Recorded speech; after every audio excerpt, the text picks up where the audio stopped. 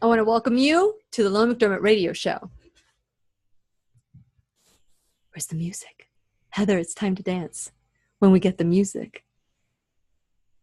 There it is. There's the music. Time to dance. Bridges we burn, we make mistakes, then we live and learn. Ooh, you got the neck thing doing.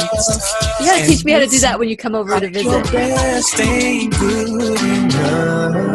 can't do that. I can't isolate my neck. You know where I'll be right here. Right here, and when you need a friend, you can count on me. I'll be right here, waiting for you.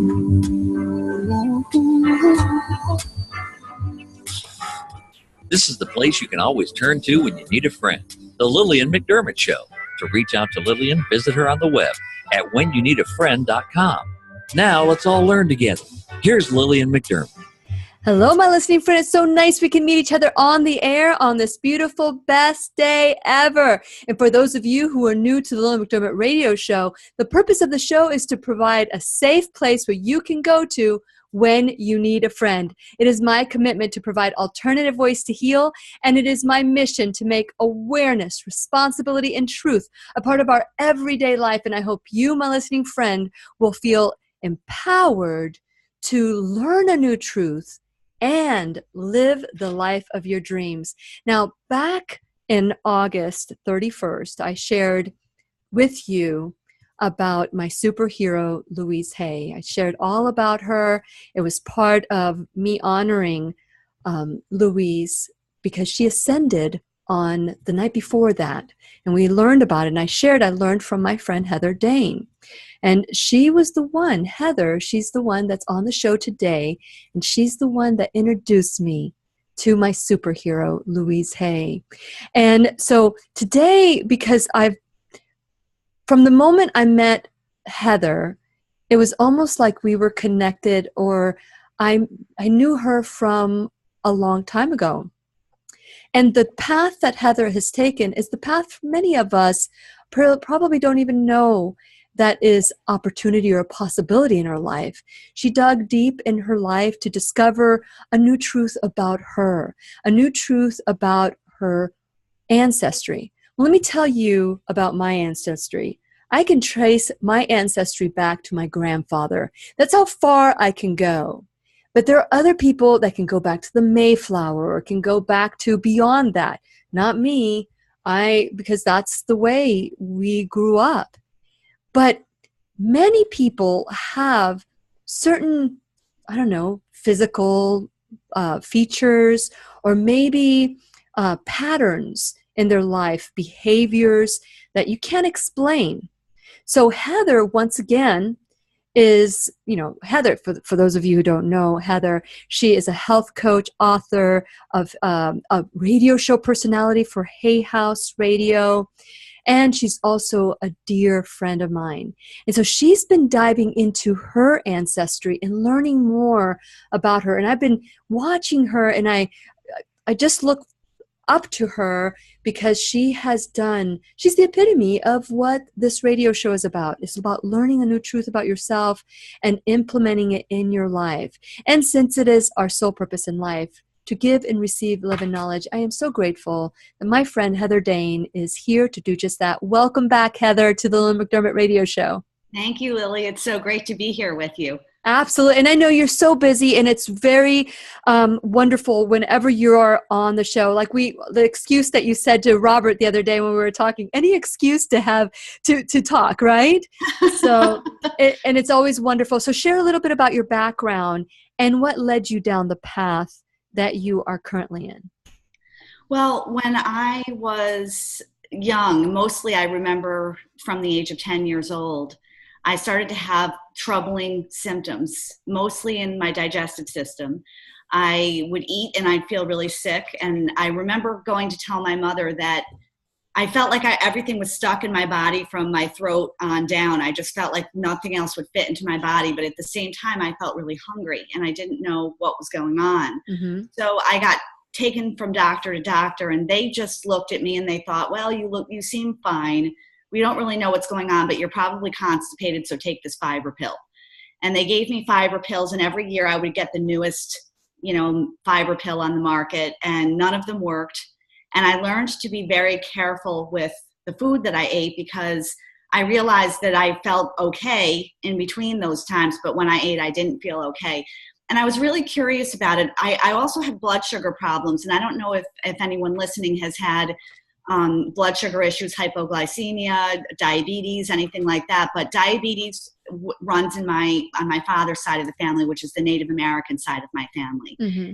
And Native Americans have a rate of diabetes 3 times the average rate of diabetes in the larger population. And I was watching what was happening with my grandmother, who had type 1 diabetes, watching what would happen with my father and my sister and me when our blood sugar dropped. And I began to get very, I would almost say, hyper-focused on the symptoms that I saw in pattern in our family. And I was very curious about that. And that's what made me think that something about food is really important. And that if I could only pay attention, I might be able to find the answer. So by the time I got my driver's license, I was driving to the health food store.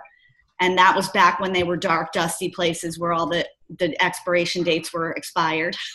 Yeah. So I just wanted to learn how to eat better. And I started to feel a little bit better, but it didn't resolve. So I continued to study. I studied on my own, and I studied in college. And that is what started me on the path to nutrition. Very good. And we're going to talk a little bit about that, because I just had a caller not too long ago say that her son had Ehlers-Danlos, and we can talk a little bit about that, or they can go listen to you in other shows. And we're going to continue our conversation with Heather Dane when we return worldwide at whenyounneedafriend.com. We'll be right here waiting for you.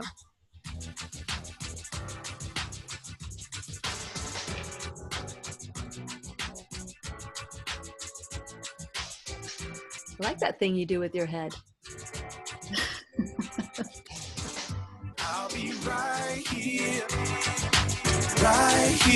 waiting for you.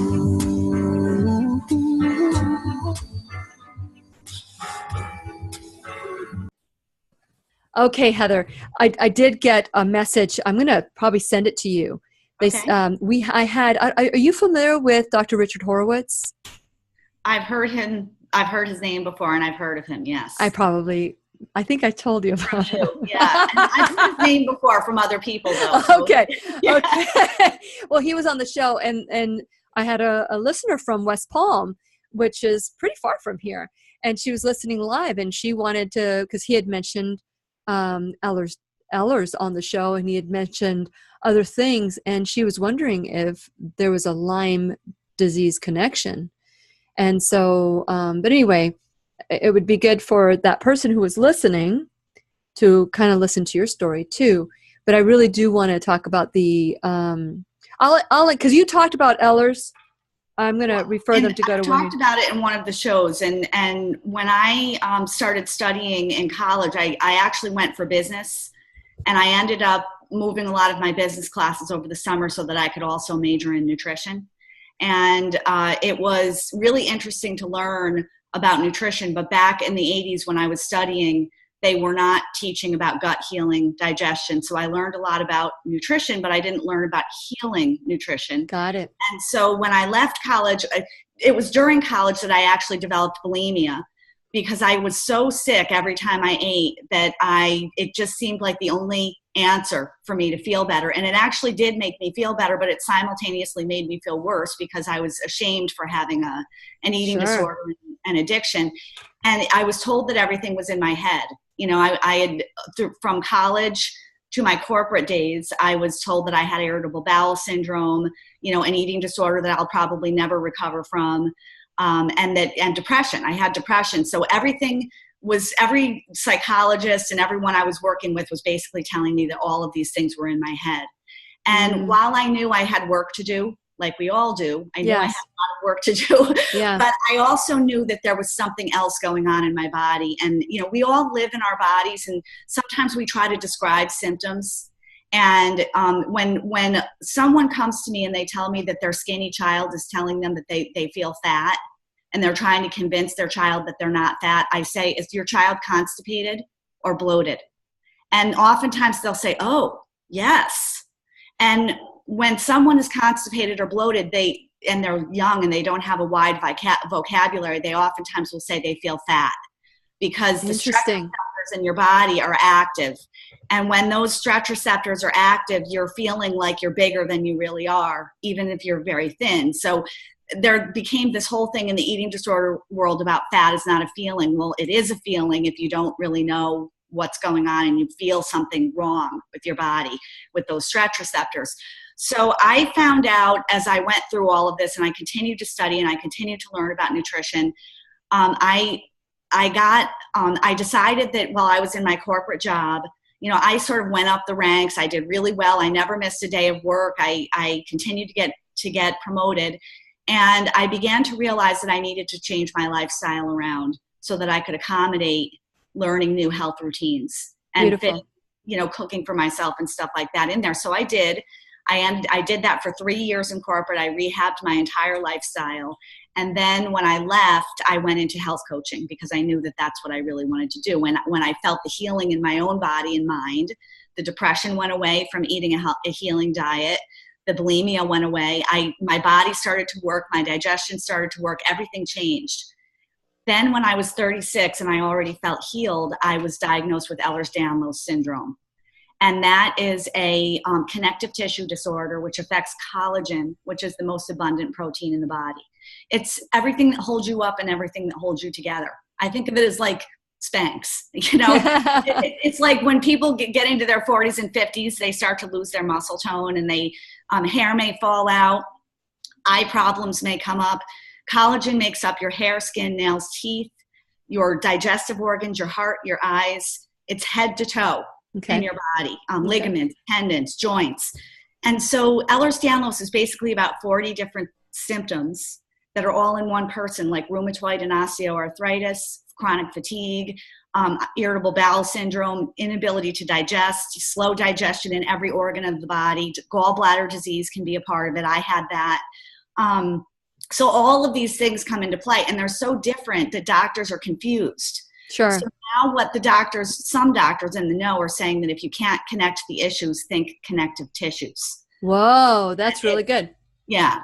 Okay. So your Lyme caller may very well have Ehlers-Danlos. No, they do. The 15-year-old was diagnosed with Ehlers, and everything that you describe, he has been diagnosed with, Yeah.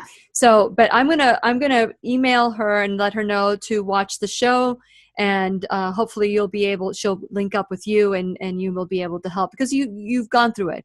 But for now, I think we're about to go back on the air, so it's time to dance, Heather Dane. All right. Okay, we're ready. There we go. You can count on me. I'll be right here waiting for you. You can text Lillian McDermott or leave her a voicemail at 407-373-5959. Once again, here's Lillian. Welcome back to Okay. There's a lot of feedback, Brian. Can we do that one again? Yikes! What is going on, Heather? It's Louise Hay. I know it's Louise. She's playing with us. Louise is playing with us. Brian, can you do that one again? Here we go. That was just a test run. You can count on me. I'll be right here waiting for you. You can text Lillian McDermott or leave her a voicemail at 407-373-5959. Once again, here's Lillian. Welcome back to the Lillian McDermott Radio Show, where we always learn from one another. And today's teacher is none other than Heather Dane. Now, Heather shared her story off the air. I want to encourage you to later on find this video on YouTube or on Facebook, wherever. Go to whenyounneedafriend.com, click on the YouTube icon, and then you'll be able to watch her story. She's dealt with Ehlers-Danlos, right? Heather, it's the name. Ehlers-Danlos syndrome. Danlos syndrome. And just recently we had, I had a texter tell me that her son was diagnosed with that. But in the meantime, there was all these other diagnoses that he had to go through. So I want to encourage you, my listener from West Palm Beach, which I loved getting that text from you. Please look at heatherdane.com to learn more about this condition as well. She called during the Dr. Richard Horowitz show on Lyme disease. So today, I want to focus, Heather, on your journey to your ancestry. Many of us have phobias, manias. We don't know where they're coming from, anxieties. We don't know where they're coming from. But you're tapping into something new that perhaps maybe we don't even know we don't know about. So share a little about your journey and how you've connected with your Native American heritage. Well, when I had all these mystery illnesses all growing up and through college and nobody could seem to figure it out, I wanted to become my own detective. And I became very interested in sort of understanding what I was feeling in my body and why I was feeling it. So I began studying in high school. I studied nutrition in college and business. And then I ended up going into a corporate job. And behind the scenes, when I would come home from work, I would be studying to try to figure out what was going on. I was in medical journals all the time, nutrition journals. And then finally, as I learned about how diet can heal, how eating a digestive system healing nutritional protocol can heal the body, I began to experiment with that. And I realized that all of the symptoms started to go away. And we talked about Ehlers-Danlos syndrome and the fact that it affects collagen and connective tissues from head to toe. And because it's affecting people from head to toe, it's hard to tell why all of these things are going wrong throughout the body. And doctors really don't know how to diagnose it. You get lucky to be diagnosed. And I actually got diagnosed at the age of 36 after I had healed my digestive system with nutrition. Wow. Now, by the time we all turn 40, the collagen stops being developed dramatically in the body. And so for someone who has a connective tissue disorder, when you get to the age of 40, you may begin to start experiencing more symptoms, arthritis, digestive issues, sure, eye issues, etc. And so I suddenly started to get more symptoms, and I thought I really need to understand more about Ehlers-Danlos and more about connective tissues and how it affects the entire body. So I learned everything about bones and osteoporosis. I learned everything about the digestive system. I learned everything about eye health, heart health. I just went and dove in. And that led me to DNA. It led me to epigenetics. And so for those of you who know, we've mostly heard all of our lives that your genetics determine your health. Yeah. And not here. We know a new truth about that. No, right. Anybody who listens to the Lillian McDermott show knows that's not true. Yeah. Because we found out through the Human Genome Project, which was an international project with thousands of scientists, that in fact, only 5% of our health is dictated by our genes, and the rest is dictated by something outside of the genes, which comprises of your food, your thoughts, or your lifestyle. So I began studying epigenetics, and I had some teachers, and I worked very closely with them, and I started looking at all of my clients' epigenetics. And I was looking for my own history. Where did this come from in my family, and what threads am I seeing as I look at my genetics? Because your genetics your DNA is an echo of your ancestors. It's not only you get what your mother and your father gave to you from a genetic perspective, but they can also pass emotions. Trauma can be passed through the DNA. So I started to look really deeply at things like that. And I began to notice that there were certain clients that I called generational pattern shifters. And these were people who I always noticed there was one in every family, and it usually was one. Sometimes there's more, but most of the time it's one. They're the oddball of the family. They're taking the road less traveled. They're usually, they usually have an illness or a trauma that can bring them to their knees. Yeah. And oftentimes they're looking for some alternative health healing process. They don't want to go in the mainstream for whatever reason. They feel uncomfortable with mainstream medicine, and they want to look for answers beyond that. And they usually tend to tap into spirituality and complementary health and things like that. And oftentimes the symptoms that they have, if it's a health issue or a trauma, reappear or show up when something happens, like something happens in the family. There may be a death of a key family member.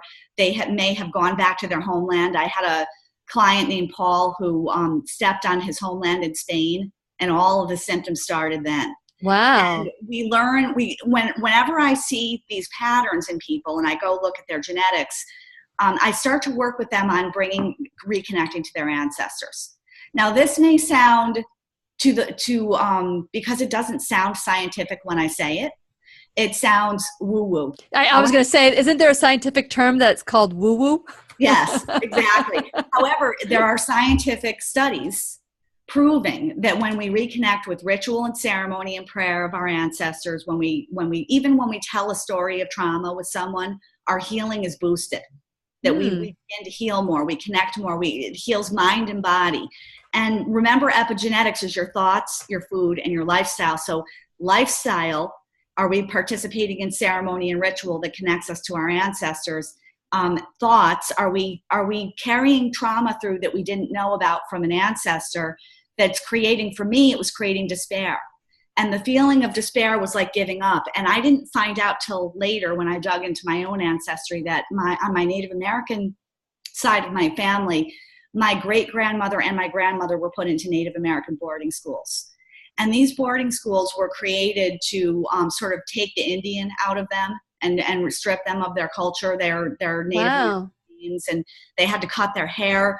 I heard stories about my grandmother being locked in a basement for a whole summer because she was 9 years old and all of the soap didn't come out of the laundry she was doing because they all had big chores, and she didn't get all the soap out of the laundry, so they locked her in a dark basement for the entire summer. So this was just one story of many. How did you hear that story though, Heather? Who knew that? My mother, actually, who is of European ancestry, my father was a professional lacrosse player, and when we would go home, he would either be playing lacrosse or he would be with his brothers helping them with some stuff, and she would be sitting with my grandmother and my great grandmother, and they would tell her stories while she was sitting with them. And my mother has kind of a vault-like memory. So she really is the keeper of all the stories in the family. And I think a lot of times the moms are the keepers of the stories.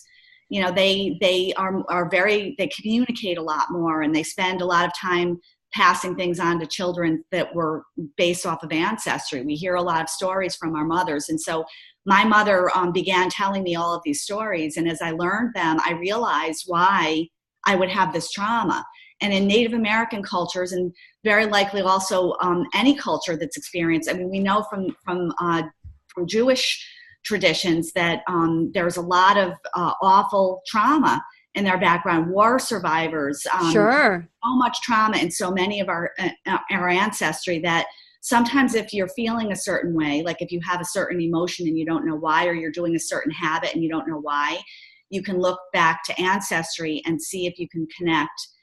If I have clients who have been adopted or who don't know their ancestry beyond a certain point, I ask them to just do a meditation and figure out who they feel identified with and go in that direction, because our intuition tells us a lot more than we think. You know, how would we know that an emotion has been passed through the DNA? We know it because we feel it. And in science, we often say feelings don't matter. But we know they matter from a scientific perspective, because if they didn't matter, stress wouldn't be causing 80% of illness, or 90% in some cases. Yeah. We would know, we know that from an epigenetic perspective, stress is one of the worst things to turn on or turn off a genetic switch. So if you have a propensity for a genetic condition, if you have a lot of stress in your life, that can bring on a turning on of that genetic switch, because you have a sort of tendency to lean in that direction. And so peeling back the layers of stress, including traumas in our family and emotions that have been passed through the DNA, that can be a very healing experience. Very good. Very good. This is all making sense to me. And of course, what I'm thinking about is Dr. Brian Weiss, who deals with regressive behavior, right? Or Past life regression. Past life regression. That's right. Past life regression, which, what's the name of the book, Many Masters, Many Lives, or Many Lives. So, yeah. Yeah.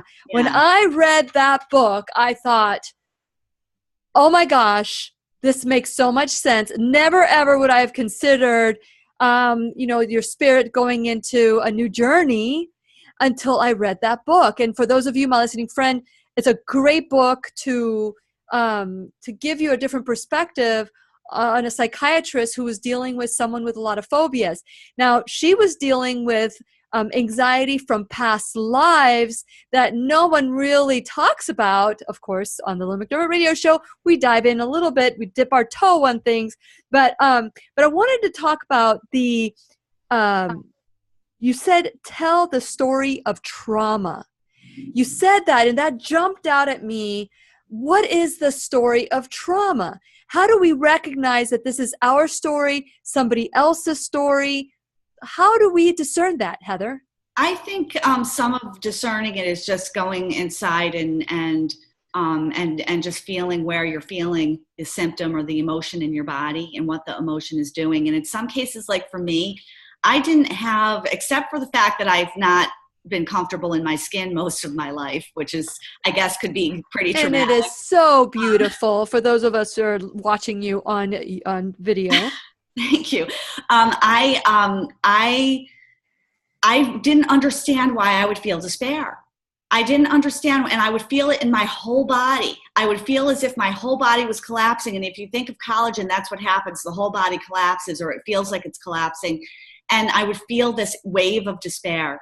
And it would come and it would go. And I started thinking about, where would this come from? Because remember, I've been watching these threads in my family, and I've been watching everything from moods to blood sugar levels to symptoms. I've been watching it. And so I was trying to figure out, like, what was it? And I thought, well, my Native American ancestors lost their land. Mm-hmm. And my nation, the Oneida Nation, lost all of our land. We were actually having to live on my great-grandmother's family and my grandmother's family lived on the reservation.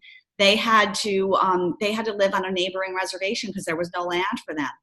And so I think that as I was trying to think about this, you go into a boarding school, you lose your culture, you lose your land, you lose your name, you lose your hair, you lose all the things that made you you, and you don't know who you are anymore, and you're turned into something that you're not. It's a forced break in tradition.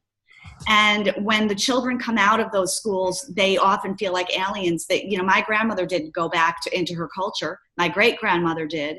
But I think it's, you've lost this huge thing. And there are studies showing that our culture heals. Our culture is one aspect of healing. And that's a place where we connect to our ancestors. And we're going to continue this conversation with Heather Dane. She is just so full of information today. And we're talking about our ancestry and healing through our ancestors when we return worldwide at whenyouneedafriend.com. We'll be right here waiting for you. Wow, wow, wow, Heather Dane. I'll be right here. It's amazing. It's amazing how all of this, and I guess I'm going to say this when we go back on the air, is that here we're feeling all this emotion. We're feeling all this. We don't know where it's coming from. You go to the doctor, and the doctor gives you a pill. And then you go through a procedure. And then you go back on a different pill. And then it's like you become part of the medicalized system. Yeah. And our emotions then get dampened. But the funny thing is that Antonio Damasio, who's a French neuroscientist, found that the pills can't fool our body.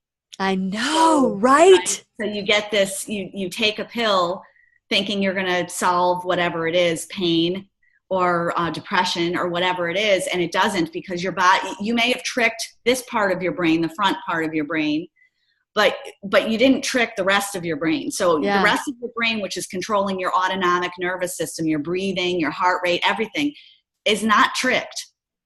So imagine, how do you determine who you are if one part of you is tricked and the other part of you isn't? Interesting. This is fascinating. I did a show with Eve Schaub. It's called The Year of No Clutter.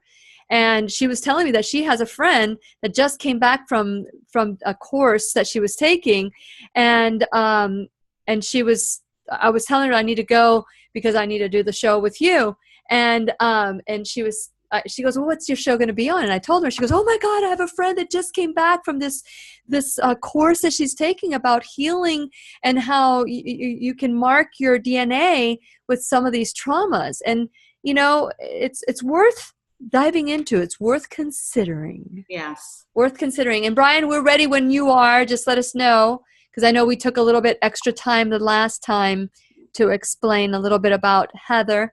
And when you're ready, we are ready. Oh, he's ready. Time to dance. You can count on me. I'll be right here waiting for you. You can text Lillian McDermott or leave her a voicemail at 407-373-5959. Once again, here's Lillian. And welcome back to the McDermott Radio Show, where you can hear us worldwide at whenyouneedafriend.com. I am your host, Lillian McDermott, and it is my goal that we learn from each other, go through life with childlike wonder. Which we are talking about today is how do we connect with our ancestry, healing through our ancestry. Do you have any issue in your life that you just don't understand where it's coming from? Perfect life, perfect spouse or perfect partner, great kids, but you feel despair. Where's that coming from? Could it be that lack of connection? Heather and I were talking about, how we feel certain things, and then you go to a doctor and they give you a pill. And we're going to talk a little bit more about that. But first, I want to tell you that if you want to join this movement of like-minded people that are ready to take 100% responsibility, I want to encourage you to go to whenyouneedafriend.com. The kind of responsibility we talk about on the show is about empowerment and freedom. It doesn't matter what anyone has done to you.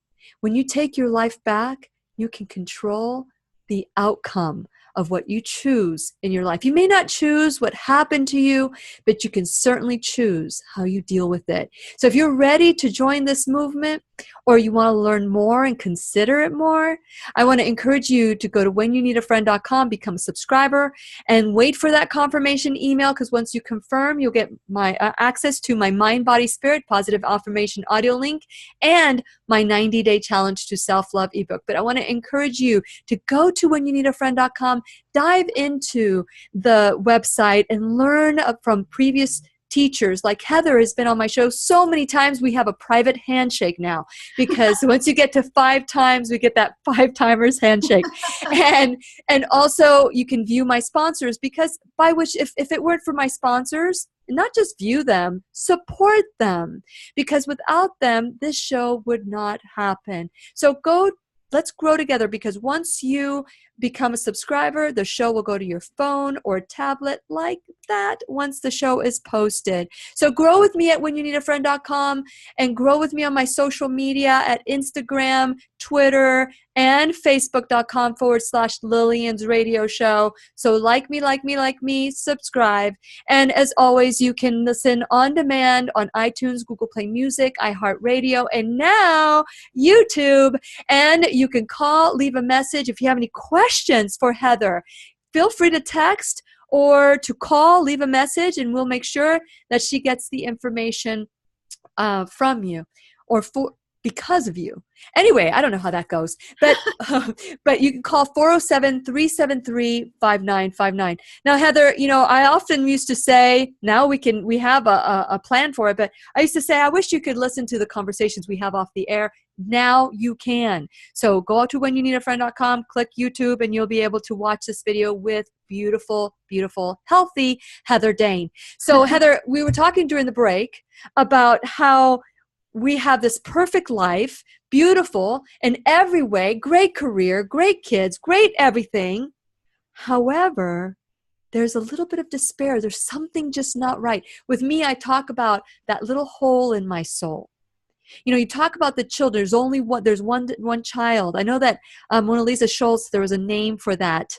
something child. I'll see if I can remember. I'll look it up during the break because I have the book right there. But anyway, so here's the thing. We go to the doctor and we say, "Oh, my life is perfect, but I feel despair." Or my life is perfect, or maybe I don't like it, but this is what's keeping me from that. I feel I'm not enough. I feel whatever it is. Then they give you a pill to block that feeling.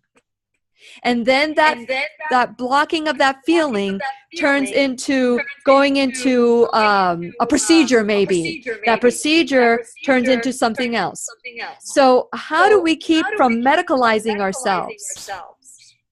Well, I think, one thing to know, we got this on the break, is that while you may fool part of the brain with the pill, it doesn't fool the whole brain. So your frontal lobe may feel better when you take an antidepressant, but the rest of your brain that's running the body it actually knows that you're still depressed. And so people get these other side effects, and oftentimes those new side effects create new medications. And so I think that one of the ways is that if you are leaning, and I never want to force anybody into the path of taking an alternative health path unless they're really drawn to it. And usually if you're a generational pattern shifter, you're somebody that really is drawn to something more natural, where you really believe that you can heal your body and heal your mind naturally. And people are often moving into a spiritual work, meditation, lifestyle rehab, and food and nutrition.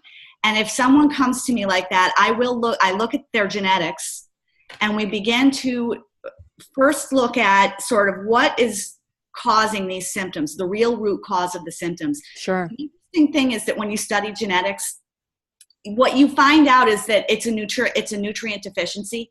Yeah. Find out what nutrient deficiencies would create that problem and those symptoms, which means that I can then apply supplements, food, and then I always apply lifestyle as well, because also what we see in the genes, or we can tell if you're a hypersensitive, highly sensitive, energetically sensitive, psychic type person based off of your genes.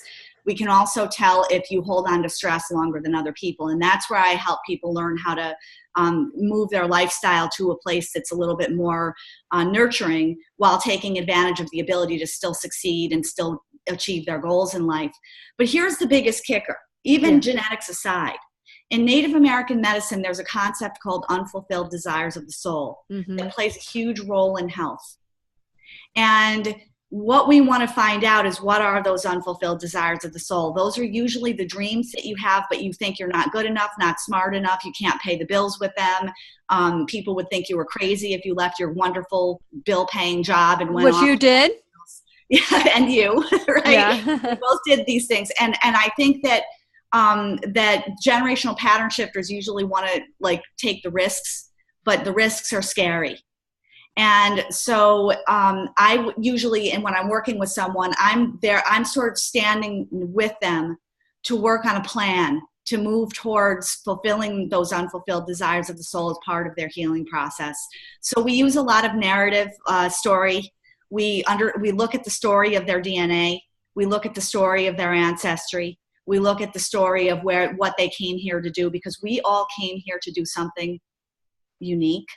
We're not supposed to be like everybody else, which is why we feel like oddballs. We're usually the generational pattern shifters are change agents, so they're never going to feel normal or like they fit in. They're always going to feel like they are the person doing something weird or different. And oftentimes they feel alone because of that. And so when I am working with someone in this capacity, it's like we become a team. I call it a wolf pack, because the wolf is strong enough to stand on their own, but they're also really good in a team. And so I like to create a team with people so that we have courage together to walk that journey. No, I love it. A couple of points, Heather. You say that this person, the oddball person, will never feel a certain way, or will never feel like they belong or whatever, unless, because I'd hate to say never, unless they embrace who they are. Yes. 100% embrace. This is who I am. And I want to say something, but I'm not going to say it, but maybe I'll say it off the air. But this is who I am. Take it or leave it. Yes. Right? And you surround yourself with people who accept you for who you are, and you get rid of the people that you're tap dancing for, and you stay with the people who embrace you for exactly who you are, who will support you in your successes and who will stand with you and hold space for you in your challenges. Okay, so the second thing, and that's a great point, inherited traumas versus childhood traumas. Let's talk about the differences between the two. Yes. So childhood traumas we can usually point our finger to. Or But what if it's suppressed? If it's suppressed, I find that if it's suppressed, you think something might have happened to you. Okay, so you have this feeling that I think that this happened to me, but I'm not really sure. So usually you can feel what might have been a childhood trauma. The ones that are inherited are usually like, it comes out of nowhere. Why is this happening? I have no idea. I don't even have the symptoms of someone who went through that potential trauma. And so you just don't know. And what I will say is that either way, going through this process can help heal, whether it's inherited or not inherited. Usually if it's inherited, there's a huge collapse that happens. And there is no memory of any kind of something that happened in childhood. But I've found that all of my clients can go back to their lineage in some place, and they know, like they remember something a grandparent told them, or it's because they stepped on their homeland, or they ate some food that was their traditional food, and they had an experience with that. Wow. So I had recently, I spent time with, I'm Haudenosaunee, which is Iroquois Confederacy. And I spent time with with a large group of women, Haudenosaunee women. 200 women showed up to claim women's voices and stand together and really embrace our culture. And I ate Oneida white corn. Now, this corn is nothing at all like the corn that you see today. It's an entirely different species of that corn. Mm-hmm. And I wanted to try it because I wanted to feel what it felt like in my body. And so I ate a meal, and I ate that corn. And it actually made my digestive system work better. I could feel in my body, because I'm so attuned to what's going on and what works for me and what doesn't. This worked. And I was astounded that my ancestral food was meant for my body in that way. Oh my goodness. Okay, more to this conversation because we need to learn about the process. And we're going to continue our conversation with Heather Dane when we return worldwide at whenyouneedafriend.com. We'll be right here waiting for you. Right here. Amazing, Heather. Amazing. You should see all my notes.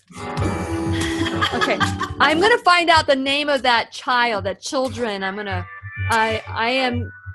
know I'm going to get it. Hold on.